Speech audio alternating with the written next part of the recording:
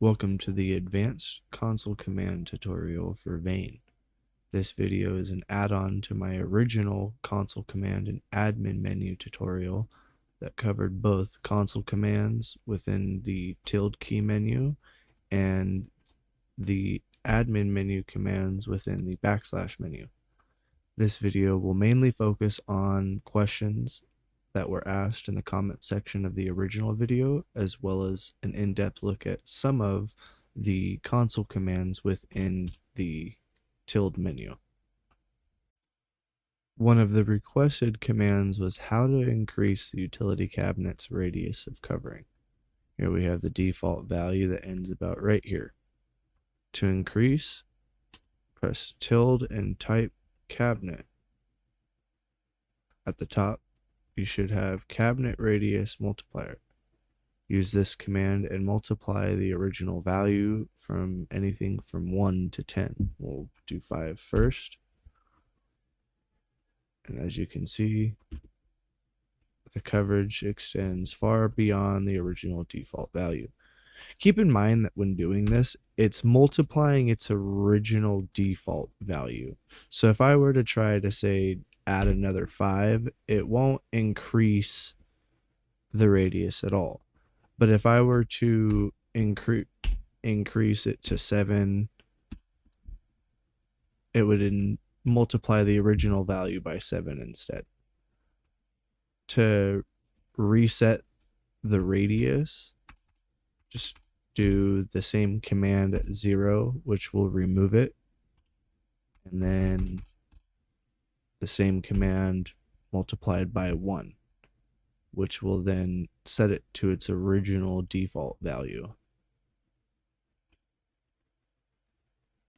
Another question that piqued my interest from the original video was how to make furniture and loot respawn at a POI. There is a tilde command for this. If you press the tilde button, bring up the console commands, and type respawn, there are furniture respawn rates, and container respawn and containers respawn enabled, which is the same thing whether or not it's on and how fast it is. While these are accessible and pretty easy to use, the backslash admin menu and the config tab has this option as a yes no under the multiplayer section for furniture. You can turn it on here, though do note that it only has an effect in multiplayer, meaning if you're wanting to use this alone, I suggest you just make a private multiplayer server. Down here, a little bit ways down, you have containers respawn in the gameplay category, and you can adjust that setting here, while the tilde menu or console commands allow you to adjust the intervals and rate for furniture and containers respectively.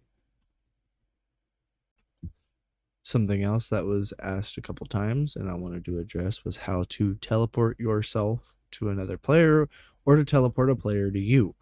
Currently, I don't have anyone to play this game with, but the commands are still there nonetheless. All you'll do is press backslash, open the admin menu, and in players, you can select a player. I'll select myself here, and you can either bring or go to, which will either allow you to bring that person to yourself or you can go to them. This makes it really easy if somebody on your server is having a problem and you need to get to them extremely fast.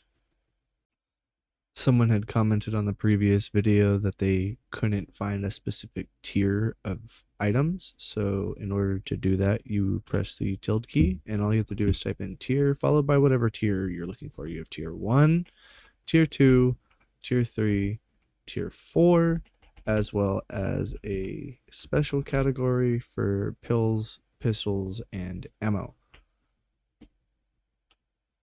Just some other miscellaneous console commands that I wanted to bring up. There's also some weather commands that are obviously self-explanatory. You have rain, you have blizzard, and we have clear.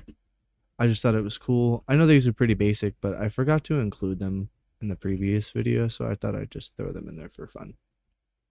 some other miscellaneous commands that I wanted to cover, starting with vain dot capital V vehicle dot my bad vehicles dot damage brings up all the various damage settings applicable to you, the vehicle, and everyone else, starting with if nobody's in the vehicle, it can't do any damage, the outgoing player damage, minimum speed required to immediately kill zombies, minimum speed required that can hurt players, minimum speed required that can damage other people or objects, to minimum speed that's required to blow up zombies, and the maximum damage that can be done from vehicles to other vehicles. This is pretty effective if you're wanting to make it to where either you can just one hit kill zombies while driving or don't take any damage while crashing. Just something that I thought would be interesting to include. Another miscellaneous would be loot scarcity. My bad. Go ahead and type in scarcity. This will enable you to change how much loot spawns in, but in the opposite manner of what we would normally do at the beginning of the world creation. So instead of adding more loot, this takes a lot of loot away. And that starts from 0, 1, 2, 3, and 4, with 4 being almost impossible to find anything. The next command is vain dot firearm. My bad. And this brings up a few options that I thought might be interesting to people if you want to mess around with them. And that was the max range for bullets, basically allowing you to just kind of edit how far a gun shoots. The multiplier for sound to make it to where like zombies don't hear you as much depending on the type of gun. And I'm not actually too sure what these blood splatter, decals, and distance do. I want to say maybe that's like when you shoot a zombie, how much blood comes out while you're still aiming down sight. I'm not too sure. Not too you know, savvy with it. There's another last kind of like debug mode that I want to show, and that's show debug, and I believe it's, forgive me, I think it's devices. Sorry, I should have wrote it down.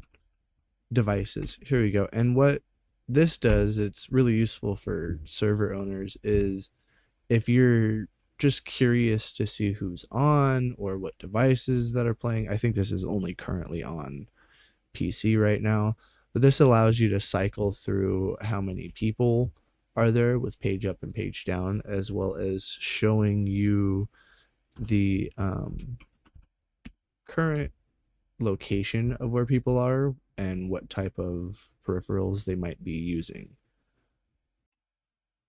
One of the final things that I'd like to address is a comment that stated their items were disappearing after they spawned them in.